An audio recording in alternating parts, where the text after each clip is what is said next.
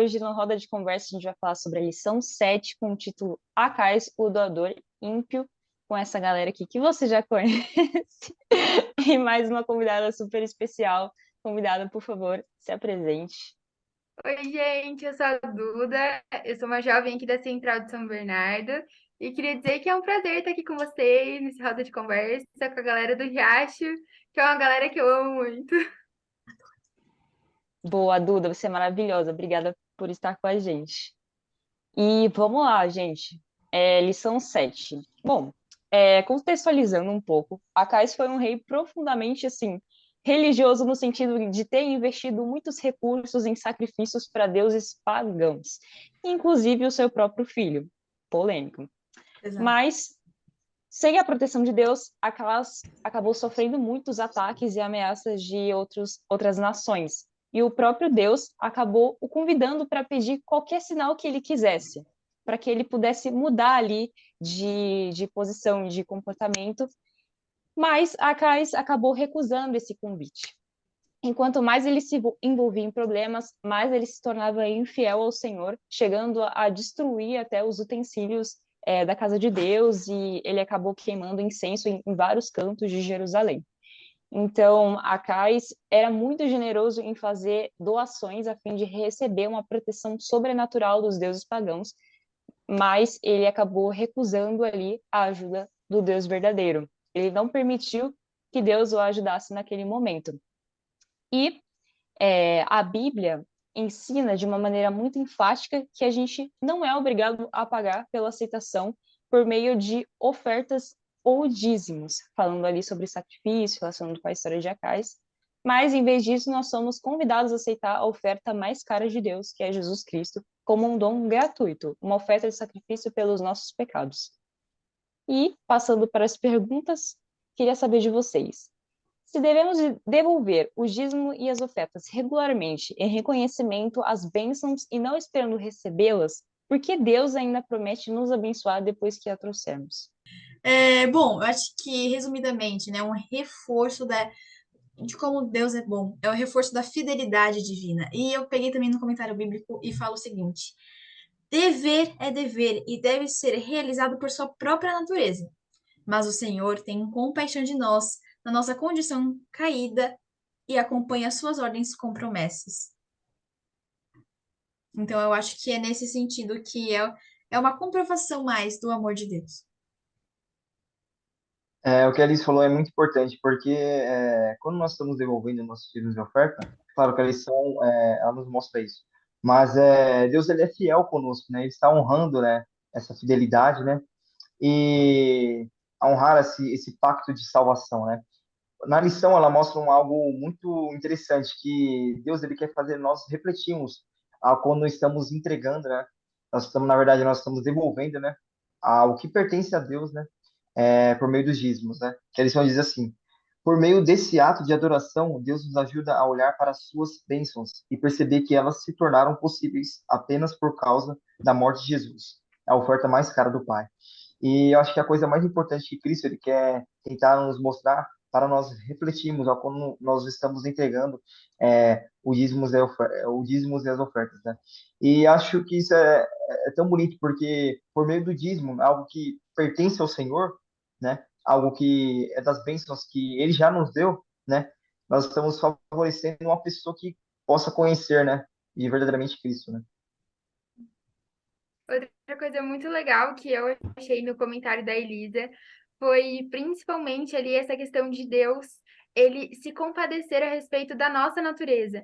E o mais legal ainda sobre isso, que ela comentou das ordens virem com promessas, é porque na questão dos dízimos e ofertas, não é só nessa parte que a gente vê todo esse cenário de, beleza, tem uma ordem e tem uma promessa. A gente pode ver também nos próprios 10 mandamentos, né? A gente não está fazendo nada mais do que a nossa obrigação, mas Deus ainda assim ele e fala pra gente que nós seremos abençoados e ele cumpre as suas promessas. Então, como eu disse ali nos 10 mandamentos, o famoso quinto, né, que é o honra teu pai e tua mãe, ele vem sim acompanhado de uma promessa. Isso enche os meus olhos, né, enche meu coração de alegria pelo fato de que Cristo, ele, ok, ele dá a ordem dele, mas ele não se esquece de nós e não se esquece jamais da nossa situação.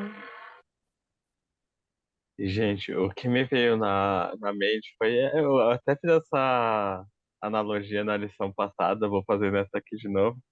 Que eu falei que eu tô pensando muito, continuo pensando naquela. Na questão de o que aconteceria se eu fizesse algo por muito tempo, sabe?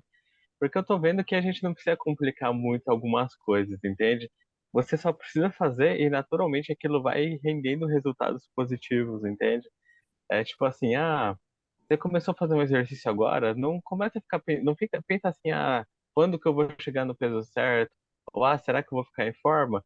Mas, meu, eu tenho certeza que se você começar a fazer agora, daqui 10, 20 anos acumulando, o resultado vai ser positivo e você não precisa ter dúvida sobre isso. Pegando um exemplo da Bíblia, que eu também comentei na lição passada, a história de Enoque. Enoque andou 300 anos com Deus e aí Deus levou ele para o céu.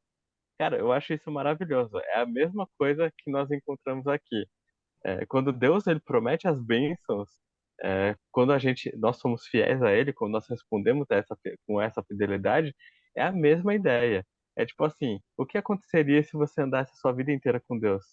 Então, uma vida de bênçãos, porque é isso que Deus garante, entende? Amém. É como se fosse é a consequência natural de você estar ao lado de Deus, de você estar caminhando com Deus. É impossível. Deus não está oferecendo bênçãos para te convencer a ser fiel. É que estar com Deus é a fonte de todas as bênçãos. É impossível você não ver a diferença na sua vida. Você não precisa se questionar, tipo, quando essa bênção vai acontecer, se vai acontecer, se você vai ficar rico, se você não vai. A questão é, se você andar 70 anos com Deus, vou pegar 70 anos daqui a média de vida que a gente tem, né? Se você andar 70 anos com Deus, qual vai ser o resultado? Eu te garanto que vai ser um resultado bom. Perfeito. E, gente, antes da gente passar para a próxima pergunta, uma coisa muito importante, tá? Dá o like, comenta alguma coisa, compartilha com os amigos, mas não esquece de dar o like, porque isso ajuda a divulgar o vídeo, a chegar em outras pessoas.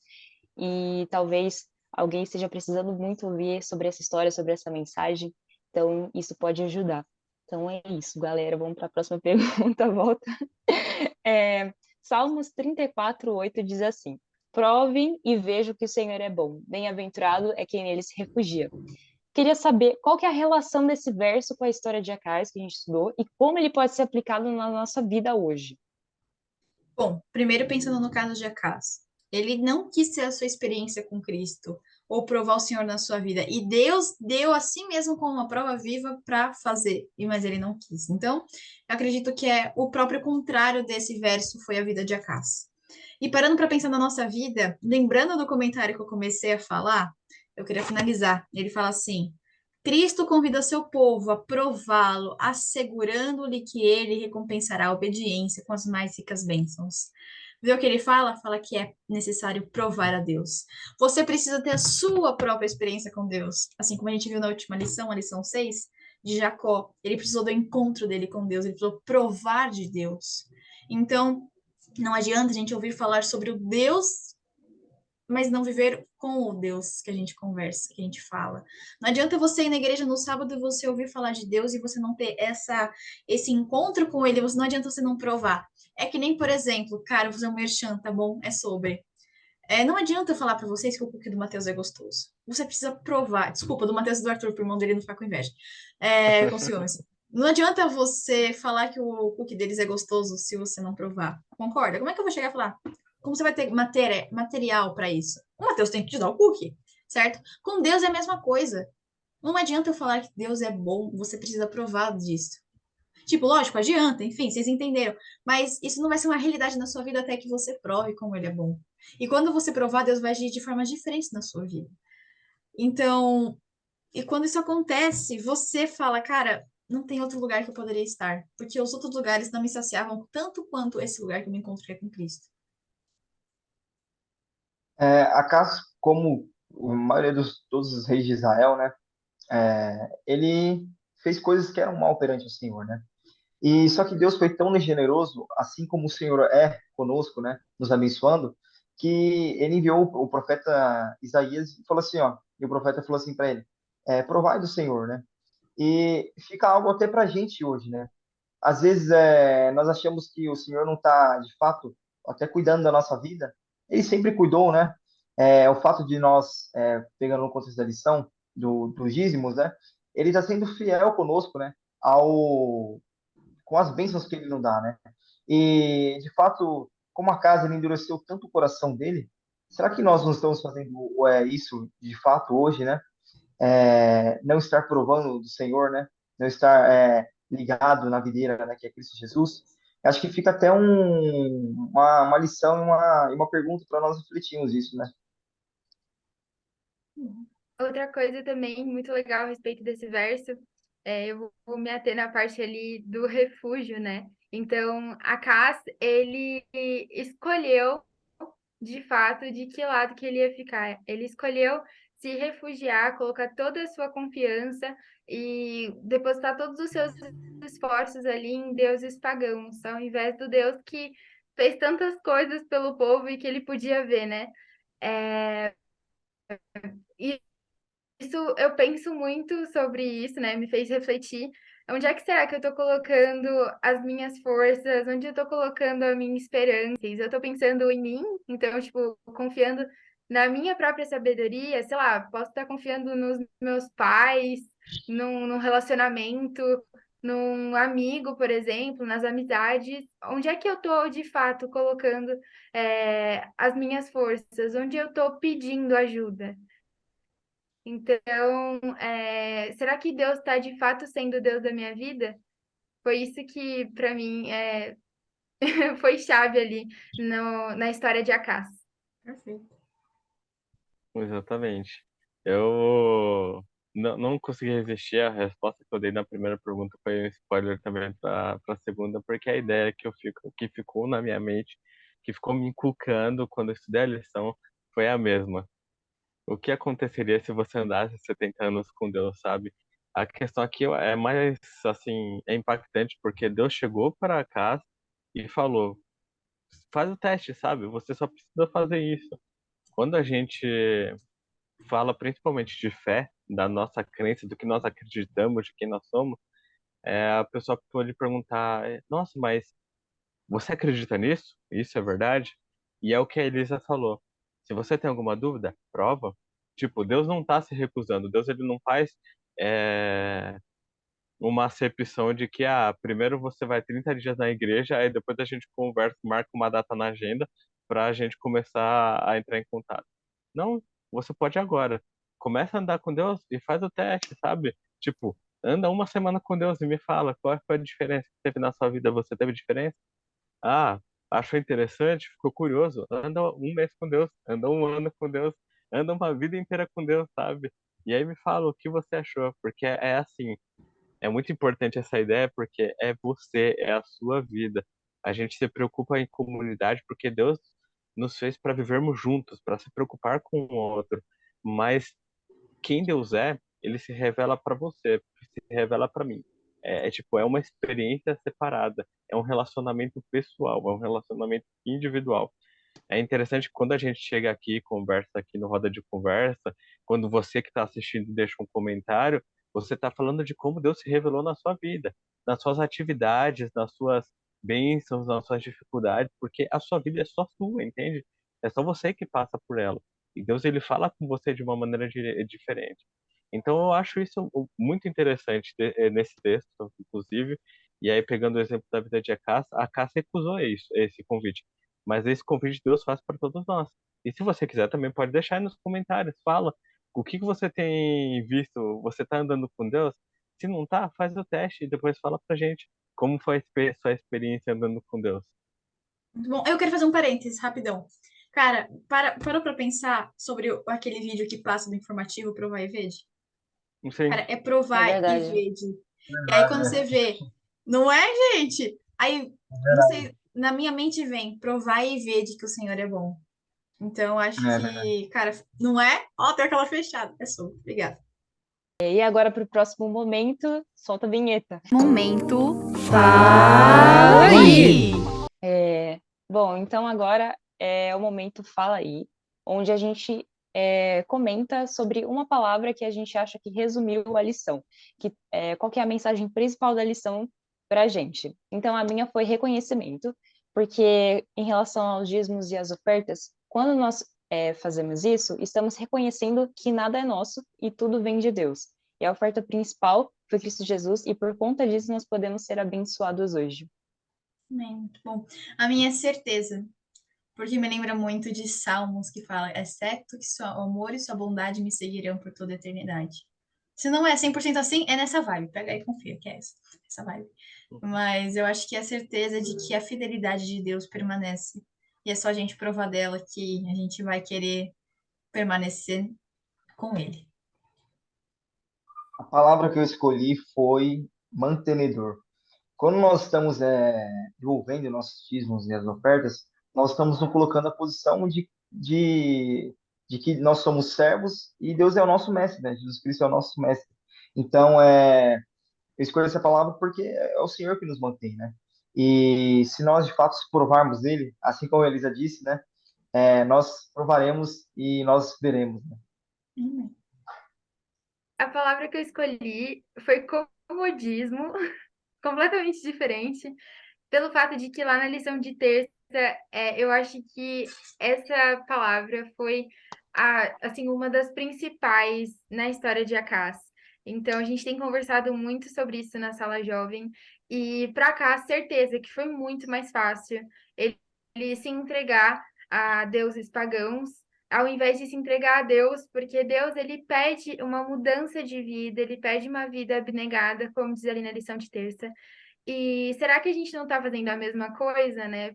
Quão mais fácil é a gente colocar todas as nossas expectativas em nós mesmos, em, como eu já disse, nas pessoas, nos bens. Como isso é tão mais fácil, né? Mas a gente viu que as consequências para Acás e para o povo de Acás foram completamente ali desastrosas. Então, que a gente possa sempre se lembrar que o comodismo ele é um grande, grande perigo e então que a gente possa se atentar a isso. A minha palavra foi intenção, porque é a intenção que define é, o nosso relacionamento com Deus, o nosso compromisso, a nossa fidelidade. Não é a questão de você ir na igreja, não é a questão de você doar bastante, no sentido de dar uma oferta muito grande, ou até de devolver o dízimo ou guardar o sábado. A gente falou da importância disso, porque isso funciona, é importante como um reconhecimento de quem é o Deus que pediu essas coisas. Mas se você não tem a intenção de reconhecer esse Deus, se você não tem a intenção de andar com esse Deus, essas coisas não vão servir, não é o que vai te transformar. Elas não têm significado por si só, entende? Não é você colocar o dízimo lá, seja lá onde for, que vai ter um significado por si só. É o Deus por trás disso que pediu que tenha um significado, que dá significado. É o reconhecimento desse Deus, é você conhecer a Deus que faz a diferença. Então a intenção faz toda, é, como pode dizer, é fundamental nesse processo. Acaso você via que ele estava disposto a fazer coisas absurdas até. Tipo, absurdas é pouco para dizer, coisas horríveis, em nome da fé dele do que ele estava procurando. Mas ele não tinha intenção de seguir o Deus que estava oferecendo a mão para salvar ele. Entende? Então, por isso que para mim intenção foi uma palavra que definiu bem a lição. Muito bom. E agora, para finalizar, eu vou ler um textinho, um parágrafo da parte de sexta-feira que diz o seguinte: dever é dever, e deve ser realizado por essa mesma razão. Entretanto, o Senhor tem compaixão de nós em nossa condição decaída, e suas ordens são acompanhadas de promessas. Ele convida seu povo a prová-lo, declarando que recompensará a obediência com as mais ricas bênçãos. Ele nos anima a lhe doarmos, declarando que a recompensa que nos dará será proporcional às nossas dádivas para ele. Aquele que semeia com fartura também colherá fartamente. Deus não é injusto para que se esqueça de nosso trabalho e de nossas ações motivadas pelo amor. Então, eu acho que de tudo que a gente conversou até agora, o convite que fica é: provai e veja que o Senhor é bom. Então, o meu desejo é que todos nós possamos ter uma experiência real com Cristo. Então, é isso.